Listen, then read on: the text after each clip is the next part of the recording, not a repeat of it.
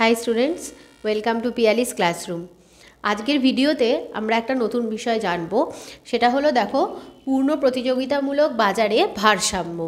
তো পূর্ণ প্রতিযোগিতামূলক বাজার হলো এমন এক ধরনের বাজার যে বাজারে আমরা জানি অসংখ্য ক্রেতা এবং অসংখ্য বিক্রেতা থাকে, এবং এই বাজারে আমরা সাধারণত কি জানি যে দ্রব্যের দাম এই বাজারে কি হয়, বাজার নিজেই কি করে থাকে, দ্রব্যের দাম স্থির করে থাকে। এখানে ক্রেতা বা বিক্রেতা কেউই দ্রব্যের দামকে স্থির করতে পারে না। তো প্রত্যেকটা বাজারের ক্ষেত্রেই একটা আদর্শ দাম থাকাটা কিন্তু খুব জরুরি। যে দামে দ্রব্যটা বিক্রি করলে ক্রেতা এবং বিক্রেতা উভয় লাভবান হবে। তো এক্ষেত্রে দেখা যাচ্ছে যে পূর্ণ প্রতিযোগিতামূলক বাজারে স্বল্পকালে ফার্ম কিভাবে ভারসাম্যতা অর্জন করে, মানে কি দামে দ্রব্যটা বিক্রি করবে, কি দামে বিক্রি করলে ফার্মের মানে সর্বাধিক মুনাফা হতে পারে, সেই বিষয়টাকেই এখানে ডিসকাস করা হচ্ছে। কিন্তু এটা বলার আগে আমি একটা জিনিস বলবো যে অর্থনীতিতে স্বল্পকাল বলতে এমন একটা সময়কে বোঝায়, ধরো স্টার্টিং থেকে প্রথম 5 বছর, যে 5 বছরে ফার্ম কিভাবে ভারসাম্যে আসছে, মানে ভারসাম্য দাম, যে দামে ফার্মের কি হতে পারে, মুনাফা হতে পারে, সেইটা মানে আদর্শ দামটা কিভাবে নির্ধারিত হয় সেটাই বোঝানো হচ্ছে। কিন্তু একটা জিনিস তোমরা মাথায় রাখবে যে পূর্ণ প্রতিযোগিতামূলক বাজারে স্বল্পকালে ফার্মের কিন্তু কি হতে পারে, স্বাভাবিকের থেকে বেশি মুনাফা হতে পারে, স্বাভাবিক মুনাফা হতে পারে বা ক্ষতিও হতে পারে। কারণ যেহেতু ফার্ম প্রথম কাজটা শুরু করেছে, সেই জন্য সেই কাজের ব্যাপারে কিন্তু তার খুব একটা বেশি নলেজ কিন্তু থাকে না। কোনো একটা কাজ যখন স্টার্ট হয়, সেই কাজের ব্যাপারে তো সবারই খুব একটা নলেজ থাকে না। তো সেরকম ফার্মেরও খুব একটা নলেজ থাকে না, যে কারণে কিছু কিছু ক্ষেত্রে ফার্মের প্রফিট হয়, মানে স্বাভাবিকের থেকে বেশি মুনাফা হয়, স্বাভাবিক মুনাফা হয় বা স্বাভাবিকের থেকে কম মুনাফা হয়।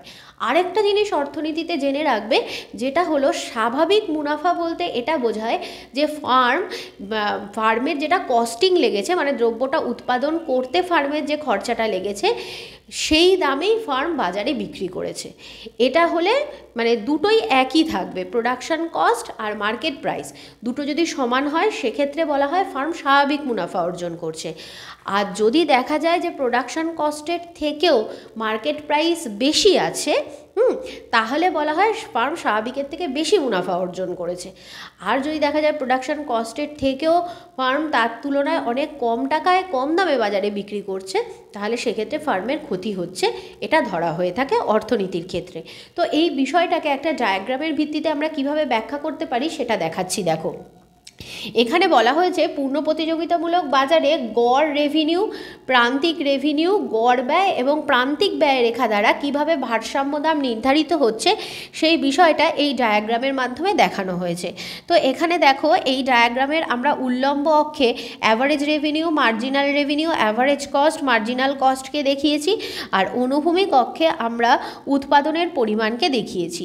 এখানে দুটো কার্ভ আঁকা হয়েছে, একটা হলো আমরা দেখতে পাচ্ছি AC curve, AC short AC মানে স্বল্পকালে গড় ব্যয়, ঠিক আছে, স্বল্পকালে গড় ব্যয় আর স্বল্পকালে প্রান্তিক ব্যয়, এই যে দুটো রেখা আছে, ঠিক আছে। আর এই রেখাগুলো যেগুলো অনুভূমিক অক্ষের সমান্তরাল, এগুলো হলো অ্যাভারেজ রেভিনিউ, মার্জিনাল রেভিনিউ। মানে দ্রব্যের দামের সঙ্গে কিন্তু কি হয়, যে পূর্ণ প্রতিযোগিতামূলক বাজারে যেহেতু দ্রব্যের দাম স্থির থাকে, সেই জন্য দ্রব্যের দাম যদি স্থির থাকে, সেক্ষেত্রে দেখা যায় দামের সঙ্গে কিন্তু গড় রেভিনিউ এবং প্রান্তিক রেভিনিউ সমান হয়।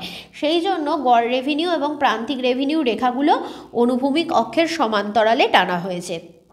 এবার এখানে আমি কি লিখলাম, যে গড় রেভিনিউ এবং প্রান্তিক রেভিনিউ দামের সঙ্গে সমান, এই কারণেই এই যে দামগুলো দেখানো হয়েছে OP1, OP2, OP3, এই দামের সঙ্গে সমান্তরালভাবে কি টানা হয়েছে, অ্যাভারেজ রেভিনিউ এবং মার্জিনাল রেভিনিউ লাইনগুলোকে টানা হয়েছে, ঠিক আছে। তাহলে এখানে বলাই হলো দাম যদি স্থির, তাই জন্যই অ্যাভারেজ রেভিনিউ এবং মার্জিনাল রেভিনিউ অনুভূমিক অক্ষের সমান্তরাল হলো। এইবার ফার্মকে কি করতে হবে, নেক্সট কি আসছে, ফার্মকে ভারসাম্যে আসতে হবে। ভারসাম্য মানে হচ্ছে ফার্মের যাতে লস না হয়ে যায়, সেটা ফার্ম দেখতে চায়। তো সেক্ষেত্রে তখন ফার্মকে দুটো জিনিস মাথায় রাখতে হয়, একটা হলো দাম সমান সমান গড় রেভিনিউ এবং প্রান্তিক রেভিনিউ হতে হবে, আর প্রান্তিক ব্যয়রেখা এমসি রেখাটা ঊর্ধ্বমুখী হতে হবে। এই দুটো কন্ডিশন, যে পয়েন্টে এই দুটো কন্ডিশন ফুলফিল হবে সেই পয়েন্টেই ফার্ম ভারসাম্য অর্জন করবে। তো চলো এবার দেখে নিই ড্রয়িংয়ের মাধ্যমে। ড্রয়িংয়ে প্রথমে আমরা একটা পয়েন্ট পাচ্ছি, পয়েন্ট টি। যখন দ্রব্যের দাম ও P1, যখন দ্রব্যের দাম ও P1 তখন ফার্স্ট পয়েন্ট পেয়েছি টি। এই টি পয়েন্টে দেখা যাচ্ছে দাম সমান সমান গড় রেভিনিউ প্রান্তিক রেভিনিউ হয়েছে, মানে প্রথম শর্তটা পালন হয়েছে। কিন্তু দ্বিতীয় শর্তটাতে বলা হয়েছে এমসি রেখা ঊর্ধ্বমুখী, কিন্তু তোমরা খেয়াল করে দেখো এমসি রেখাটা এখান থেকে কিন্তু নিম্নমুখী হয়েছে। তাহলে দ্বিতীয় ক্রমের শর্তটা এখানে পূরণ হলো না, তাহলে টিটাকে আমরা ভারসাম্যের বিন্দু বলতে পারবো না। দ্রব্যের দাম যখন OP1 তখন আরেকটা ভারসাম্যের বিন্দু পাচ্ছি, যেটা হলো S1। এই S1 বিন্দুতে দেখতে পাচ্ছি দাম সমান সমান গড় রেভিনিউ প্রান্তিক রেভিনিউ হয়েছে এবং এমসি রেখাটাও এখান থেকে ঊর্ধ্বমুখী হয়েছে। তাহলে এক্ষেত্রে দেখা যাচ্ছে যে যখন আমরা S1 পয়েন্টটাকে ভারসাম্যের বিন্দু ধরব, S1 পয়েন্টটা যখন ভারসাম্যের বিন্দু, S1 পয়েন্ট যখন ভারসাম্যের বিন্দু, তখন কি হচ্ছে, তখন দেখা যাচ্ছে যে ফার্ম কত পরিমাণ দ্রব্য উৎপাদন করেছে, দেখো OQ1। তখন ফার্ম কত পরিমাণ দ্রব্য উৎপাদন করেছে OQ1।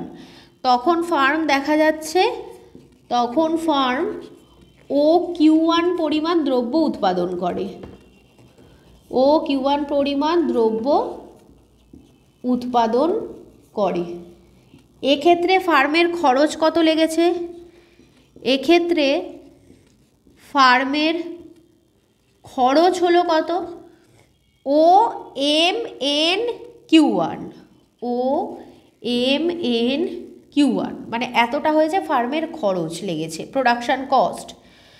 ঠিক আছে। আর ফার্ম রেভিনিউ কত পেয়েছে, রেভিনিউ কত জেনারেট করতে পেরেছে, OP1S1Q1, OP1S1Q1। এবার যদি এই দুটোকে মাইনাস করি, OP1S1Q1 মাইনাস হলো OMNQ1, এটাকে মাইনাস করলে পাবো MP1S1N1, MP1S1N, মানে এই জায়গাটা, এই যে আমি ডটের দিয়ে দেখিয়ে দিলাম, এই জায়গাটা পাচ্ছি। তার মানে এইটা হলো ফার্মের কি হলো, মুনাফা। তাহলে এক্ষেত্রে ফার্ম কি করতে পারলো, স্বাভাবিকের চেয়ে বেশি মুনাফা করতে পারলো। তাহলে S1 পয়েন্টে ফার্মের কি হলো, স্বাভাবিকের চেয়ে বেশি মুনাফা হলো। মানে দেখা গেছে এইটা প্রোডাকশন কস্ট, এতটা হয়েছিল ওর রেভিনিউ, তাহলে এইটা হলো ফার্মের স্বাভাবিকের চেয়ে বেশি মুনাফা। এবার যদি আমরা S2 পয়েন্টে চলে আসি, এবার এই যে S2 হলো আরেকটা ভারসাম্যের বিন্দু, যখন দ্রব্যের দাম কমে কত হয়েছে OP2। যদি দ্রব্যের দাম কমে OP2 হয় সেক্ষেত্রে কি দেখা যাচ্ছে, সেক্ষেত্রে যদি OP2 ধরি, যদি OP2 ভারসাম্যের হয় তাহলে এখানে কি হয়ে যাবে, OQ2 পরিমাণ দ্রব্য উৎপাদন করছে। এক্ষেত্রে ফার্মের খরচ হচ্ছে OMNQ1, এই যে এইটাই হলো ফার্মের খরচ, না সরি এই জায়গাটাতে একটুখানি লিখতে হবে। এক্ষেত্রে ফার্মের খরচ হচ্ছে OP2S2Q2, এটা হলো ফার্মের খরচ। আর ফার্ম রেভিনিউও পেয়েছে এটাই, ফার্ম রেভিনিউও পাচ্ছে এটাই, OP2S2Q2। বলেছিলাম দুটোই সমান হবে। তাহলে এক্ষেত্রে কি দেখা যাচ্ছে যে ফার্ম, তার মানে যদি আমরা OP2S2Q2 মাইনাস OP2S2Q2 করি তাহলে কি হবে, শূন্য বেরোবে। মানে এক্ষেত্রে তখন কি হচ্ছে, ফার্ম স্বাভাবিক মুনাফা অর্জন করছে। এইটা OP2S2Q2 এতটাই ফার্মের প্রোডাকশন কস্ট, আবার এতটাই রেভিনিউ জেনারেট করতে পেরেছে। এবার ধরো দ্রব্যের দাম আরও কমে গেছে, P3 হয়ে গেছে, তখন আমরা ভারসাম্যের বিন্দু কি পাচ্ছি, S3 পয়েন্ট। যদি S3 পয়েন্টটা ভারসাম্যের বিন্দু হয় এক্ষেত্রে আমরা দেখতে পাচ্ছি দাম সমান সমান গড় AR সমান সমান MR। প্রথম ক্রমের শর্তটা পূরণ হয়েছে, এমসি রেখা ঊর্ধ্বমুখী, দ্বিতীয় ক্রমের শর্তও পূরণ হয়েছে।